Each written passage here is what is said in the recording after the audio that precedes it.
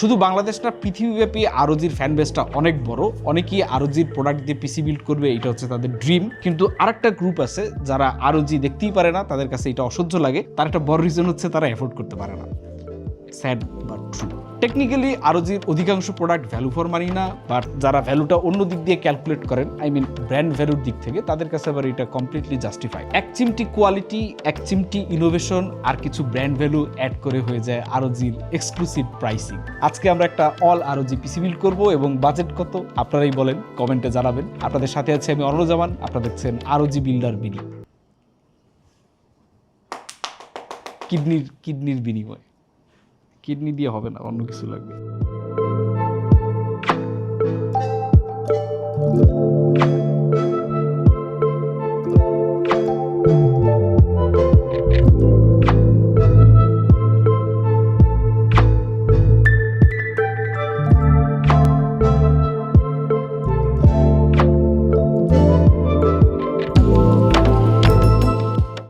এইটা নিয়ে বসে আছি, সো বুঝতেই পারতেছেন কি আসতেছে। তার আগে আমরা প্রসেসরে যাই। এইখানে আমরা চাইছিলাম ইন্টেলের একটা প্রসেসর দিতে, কিন্তু না, এখন কেউ ইন্টেলের প্রসেসর কিনতে চায় না। এইখানে ওয়ার্ল্ড ওয়াইড একই অবস্থা। ইন্টেল অবশ্য কামব্যাক দেওয়ার জন্য 385K অ্যানাউন্স করছে, যার মধ্যে 16টা হচ্ছে পারফরমেন্স কোর, 32টা হচ্ছে পি কোর, আর 4টা হচ্ছে লো পাওয়ার। এখন ইন্টেল নিত্য নতুন কোর আবিষ্কার করতেছে। এই কোরগুলো কত বছর থাকবে উই ডোন্ট নো, এবং এ দিয়ে কি পারফরমেন্স বেনিফিট আমরা পাবো সেটাও জানি না। Innovation, technology. ইভেন 285K, যেটা এতদিন পর্যন্ত ইন্টেল আলট্রার ফ্ল্যাগশিপ প্রসেসর ছিল, ওইটার মধ্যে কোনো লো পাওয়ার কোর নাই, বাট আছে ল্যাপটপের যে সিপিইউগুলো ইন্টেল বানায় সেগুলোর জন্য। এখন সেই জিনিস ডেস্কটপে আনতেছে, জিনিসটা কতটুকু অ্যাকসেপ্টেবল। এনিওয়ে, আমরা বানাইতেছি এমডি দিয়ে সিস্টেম, প্যানা পড়তেছি ইন্টেলের। আমরা ইউজ করতেছি এই মুহূর্তের top of the line processor 9950X3D। দাম হচ্ছে 95,000 টাকা ছিল যখন পারচেস করা হয়েছে। পিসিবি স্টোর থেকে আওয়াজ পেলাম যে 88,000 টাকায় পাওয়া যাইতেছে, সো দ্যাটস অলমোস্ট 10,000 টাকা লেস। এখন এইটার মধ্যে কোনো লো পাওয়ার কোর নাই, কোনো কোর নাই, but it still works and works better than Intel. এরপর হচ্ছে এমডির চিপসেট লেটেস্ট, যেটা X870E ক্রসহেয়ার। অ্যাসুসের এমডি লাইন আপের মধ্যে এইটা প্রবাবলি ফ্ল্যাগশিপ। ইন্টেলের বোর্ডগুলো যেমন ম্যাক্সিমাস লাইন আপে আসে, তেমনি আপনার এমডির গুলো আরওজি বানায় ক্রসহেয়ার নাম দিয়া। তবে ক্রসহেয়ারের উপরেও আবার একটা আছে এক্সট্রিম, তো ওইটা দেশে দেখিনি, আমরা কম্পিউটেক্সে দেখছিলাম। এই বোর্ডটার দাম হইতেছে 1,05,000 টাকা। তবে এইবার আরওজি একটা মেস আপ করছে, সেটা হচ্ছে NVMe SSD তে। যতই আপনি SSD বাড়াইতে থাকবেন, ততই আপনার PCIe লেনের মধ্যে পেনাল্টি খাওয়া লাগতে পারে। সো সবসময় ব্র্যান্ড কোয়ালিটি দিয়েও পারফরমেন্স পাওয়া যায় না। যাই হোক, যারা এই বোর্ড দিয়ে বিল্ড করার চিন্তা করতেছেন, তাদের জন্য একটু বলে রাখা যে প্রেফার্ড স্লট হইতেছে ফার্স্ট এবং লাস্টেরটা। মাঝখানে লাগাইলে পরে ব্যান্ডউইথ শেয়ারের ঝামেলায় পড়তে পারেন। তবে এটা সবাই এক্সপিরিয়েন্স করতে পারবেন কিনা সেটাও একটা ফ্যাক্টর, কারণ Zen 5 PCIe লেনের স্পিড কিন্তু more than enough, way more than enough. SSD হিসেবে আমরা অনেক দিন পরে স্যামসাং ইউজ করতেছি 9100 Pro 2TB। এইটা বিদেশ থেকে গ্যাজেট ইম্পোর্ট দিয়ে আনা হয়েছে। নর্মালি বিদেশ থেকে ইম্পোর্ট করা এসএসডি হয়তো খুলে দেখার প্রয়োজন পড়ে না, বাট এইটা যেহেতু হিটসিঙ্ক সাথে আসে, আমরা যেহেতু বোর্ডে হিটসিঙ্কটা ইউজ করবো, এইটা খোলার পরে কন্ট্রোলারটা দেখা গেল। তো স্যামসাং তার চিরাচরিত কন্ট্রোলারের ডিজাইন ঠিক রাখছে এবং এর কোনো স্টিকারের চাপটার নাই। সো বাংলাদেশ থেকে স্যামসাং এসএসডি কেনা ঝুঁকিপূর্ণ এখনো প্রবাবলি আছে, বাট আমাদের স্টুডিও থেকে এইসব স্যামসাং এসএসডি পাঠায় না, কেউ বলেও না। এখন তো স্টোর আছে, স্টোরেও কেউ বলে না ভাই স্যামসাং এর এসএসডি নেন। এনিওয়ে, এই মুহূর্তে আপনার দেশ থেকে এসএসডি কিনলে হয়তো কিংস্টন, সিগেট, ফায়ারকুডা, তারপরে ট্রান্সেন্ড, এগুলোর মধ্যে থাকাটাই বেটার। তো এই এসএসডিটার পিছনে কস্টিং অলমোস্ট 40-42 টাকার মতো, এক্সাক্ট ফিগারটা আমি জানি না, কারণ থাইল্যান্ড থেকে গ্যাজেট ইম্পোর্ট এনে দিছে এইটা, যে এই পিসির ওনার তাকে। এরপর হচ্ছে মেমোরি, কর্সায়ার ভেনজেন্স RGB 8000 MTS। এখন এইখানে দুইটা জিনিস আমার কাছে একটু মানে অড লাগছে। সেটা হইতেছে, আমি যখন এইরকম লেভেলের একটা বিল্ডে যাব, তখন আমি এনি ডে ডোমিনেটর প্লাটিনাম নিব। এটা যদি 6000 MTS হয়, দ্যাটস গুড এনাফ, কারণ 8000 MTS এর সুবিধা আমি কাজে রিয়েল লাইফে কতটুকু দেখতে পারবো এর কোনো গ্যারান্টি নেই, মানে বেয়ারলি নোটিসেবল। শুধুমাত্র বেঞ্চমার্ক করলে পরে হয়তো মোস্ট অফ দ্য কেসে এটা দেখা যেতে পারে। অবশ্য পরবর্তীতে ওনারের সাথে আরো আলাপচারিতায় জানা গেল যে উনি কর্সার ডোমিনেটর টাইটেনিয়াম, আমি আগে মনে হয় প্লাটিনাম বলছি, টাইটেনিয়াম নেয়ার জন্য অপেক্ষা করতেছেন। আপনার 24 জিবির যে কিউডিম গুলো আসতেছে, ওগুলো আসলে পরে আপগ্রেড করা হবে। তো এই কারণে উনি 1632 এখানে ইউজ করতেছেন। দুইটাই আপনার খরচ হয়েছে প্রবাবলি অ্যারাউন্ড 30,000 টাকার মতো।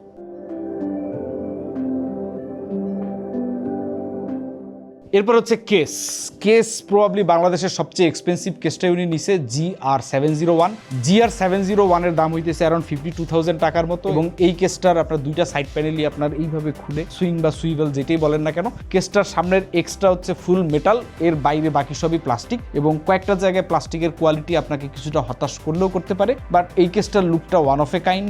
ROG'র আসলে একটা বড় সেলিং পয়েন্টের জায়গা হচ্ছে তাদের ডিজাইন টিম, তাদের কোর ডিজাইন টিমে যারা থাকে তারা অলওয়েজ এমন কিছু ডিজাইন নিয়ে আসে বাজারে যেটা দেখলে পরেই আপনার ROG ফ্যান বেজের মধ্যে একটা ঝড় শুরু হয়ে যায়। ROG means a different design, above average quality, build quality specially above average, কিন্তু কোথাও কোথাও গিয়ে একটু খাত থেকে যায়, এই কেসটার মধ্যে সেইটা আছে, বাট স্টিল আপনার এই ধরনের কেস সবাই অ্যাফোর্ড করতে পারে না। এখন এই প্রাইস রেঞ্জে আরেকটা কেস পিসিবি স্টোরে এখন আছে, সেটা হচ্ছে HAVN HS420 VGPU, এইটার দামও আপনার 50,000 টাকার আশেপাশে, বাট এগুলা একটা অর্ডার পাইলে পরে আমাদের আনতে হয়, তো এর কোনো অফিসিয়াল ডিস্ট্রিবিউটর নাই। তো এইটা তারপরে লিয়ানলির O11 ভিশন কম্প্যাক্ট, এই কেসগুলোর মধ্যে আপনি অনেক ক্লিন বিল্ড পাবেন, কিন্তু আপনার যে এক্স ফ্যাক্টর, এখন ROG is a brand and ROG is for smart people, তো এইসব কারণে ROG'র ফ্যান বেজ একটু বেশি পয়সা খরচ করে হলেও ROG'র মধ্যে থাকতে চায়, এবং যাদের কাছে টাকা নাই তারা কুৎসা গায়, এবং যাদের টাকা আছে তারা চুপচাপ কিনে নেয়। এরপরে হচ্ছে পাওয়ার সাপ্লাই, এইখানে গিয়ে একটা প্যাচ লেগে গেছে, উনি থর P3 নিতে চাইছিলেন যার পিসি, কিন্তু থর P3 কোথাও পায় নাই, না পাওয়ার কারণে ওনাকে নিতে হয়েছে লোকি। তো লোকি 1200 ওয়াটের প্লাটিনাম, এইটা SFX PSU, মানে এত বড় কেস, এত বড় বড় কম্পোনেন্ট, মাঝখানে PSUটা ছোট। এখন ধরেন যে GR701 কেসটার মধ্যে আপনার একটা কাট আউট আছে, যেটা দিয়ে PSU-তে আপনার মানে থর PSU লাগাইলে ওইখানে ROG'র একটা আই আছে, ওইটা দেখা যায়, কিন্তু আনফরচুনেটলি লোকিতে ওইটাও নেই। সো ওই জায়গাটা উনি মাইর খেয়ে গেছেন। তবে 52,000 টাকা দিয়ে যিনি একটা SFX PSU কিনতে পারে, উনি প্রবাবলি থর P3 পাইলে ওইটাও কিনতে পারে। সো স্মার্ট পিপলরা টাকা কোনো ইস্যু না।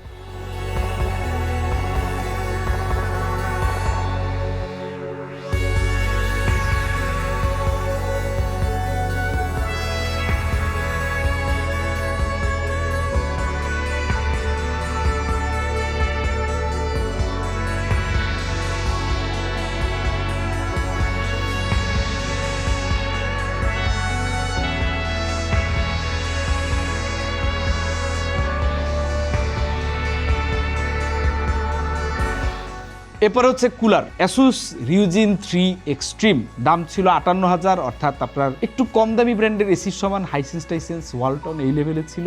এখন এটা দাম বের হয়েছে 62,000 টাকা, অর্থাৎ একটা গ্রি 1.5 টনের সমান মোটামুটি দাম। আপনি গ্রির যে নতুন ফায়ারফ্লাই না বাটারফ্লাই এইটির কিছু একটা ফ্লাই দিয়ে নাম, আপনার ইনভার্টার এসি, আপনি চাইলে ওইটাও কিনতে পারেন, অথবা Asus Ryujin 3 Extreme কিনতে পারেন, যেটা আপনার পছন্দ। তবে ROG is a brand, ROG is a product for smart people. তবে হ্যাঁ, আমাদের কাছে আপনার ট্রিক্সের কুলার আসে নাই, কিন্তু ট্রিক্সের কুলার আমরা দেখছি কম্পিউটেক্সে, প্রবাবলি এই রেঞ্জে আপনার ROG'র SLC একটা কুলার আসতেছে, ওইটার পরপরই এক্সট্রিম থাকবে, কোয়ালিটি ওভারঅল সবকিছু হ্যান্ড ফিল মিলে আপনার মনে হয় না ROG'র সাথে এখন কুলারের দিক থেকে কেউ কম্পিট করতেছে। তবে হ্যাঁ, প্রাইসের দিক থেকে অনেকেই কম্পিট করতেছে। আপনি যদি ভ্যালু খুঁজেন, there are definitely many more brands and models available in the market, but আপনার যদি টাকা কোনো ইস্যু না হয়, আপনি টপ অফ দ্য লাইন চান, will go for ROG। In fact HAVN কেসটা আমরা যার জন্য আনছি, উনিও আপনার SLCর জন্য বসে আছে। SLC যেটা আসতেছে Ryujin, সেটা হচ্ছে আপনার 3D ডিসপ্লে, অর্থাৎ একদিকে কার্ভ এবং এই সাথে ওয়্যারলেস, এবং ওইটার টিপগুলো আবার মাঝখান দিয়ে লাগা রেডিয়েটর। তো আসলে দেখা যাবে কি অবস্থা হয়।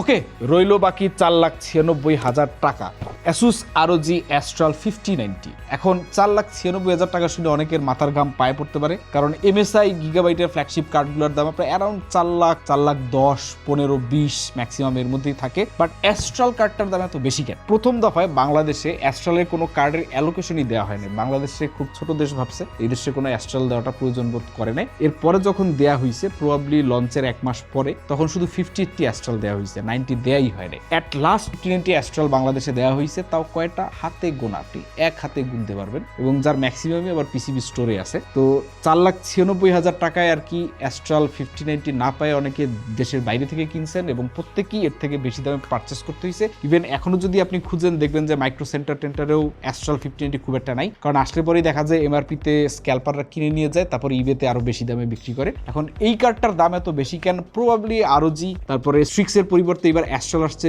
ডিজাইনটা একটু নতুন, ওজন বাড়ছে 1 কেজি, কেজি ফ্যানও অ্যাড হয়েছে একটা, সো দামও আপনার লাখখানেক বেশি। For ROG users it makes complete sense.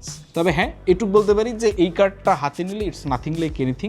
যত 5090 ধরেন আপনার এইটাই নিতে মন চাইবে if you can afford it. তবে এইটার একটা আপগ্রেড ভার্সন সামনে আসবে, যেটা আমরা কম্পিউটারে দেখে আসছি, সেটা হচ্ছে BTF এডিশন। অর্থাৎ আপনার কার্ডের সাইডেই আপনার পিসিবিতে একটা আলাদা অ্যাডাপ্টার দেওয়া থাকবে, যেটাতে আপনি সরাসরি বোর্ডের মধ্যে BTF বোর্ডে কানেক্ট করতে পারবেন, অথবা ওইটা খুলে আপনি সামনে 12 VH PWR আছে ওইটা ইউজ করতে পারবেন, অথবা ওইটা ঢাইকে রাখতে পারবেন। সো ওই কার্ডগুলো যদি বাজারে আসে, আমার ধারণা BTF এর যে একটা বটলনেক না বললে একটা লিমিটেশন বলতে পারেন, যে আপনার BTF পোর্ট থাকলে পরে আগে এক্সটার্নাল পাওয়ার দেওয়া যেত না 12 VH PWR, এই প্রবলেমটা সলভ করে ফেলতেছে। সো এটা রিসেল ভ্যালু বাড়বে তখন কার্ডগুলার, এবং অনেকের কাছে আরো এক্সেসিবল এবং সেন্সিবল মনে হইতে পারে। এখন এই 4,96,000 টাকার কার্ডটার ওজনটা ধরে রাখার জন্য ওই যে বাড়তি 1 কেজি, এটার জন্য একটা স্যাক ব্র্যাকেট কেনা হয়েছে। আর যে হারকিউলেস, এইটার দাম হইতেছে 7,000 টাকা। সব মিলে বিল্ডের কস্ট 9 লাখ টাকার আশেপাশে, আই মিন 1 মিলিয়ন থেকে হালকা কম। তবে ওনার পেরিফেরাল এবং মনিটর টনিটর নিয়ে সামনে র্যাম আপগ্রেড, পাওয়ার সাপ্লাই যদি পাল্টায় তাহলে মিলিয়ন পার হয়ে যাবে। তো অল ROG বিল্ড করতে কেমন টাকা পয়সা লাগে একটা আইডিয়া পাইলাম, চলেন কিছু বিরল দেখে নিই।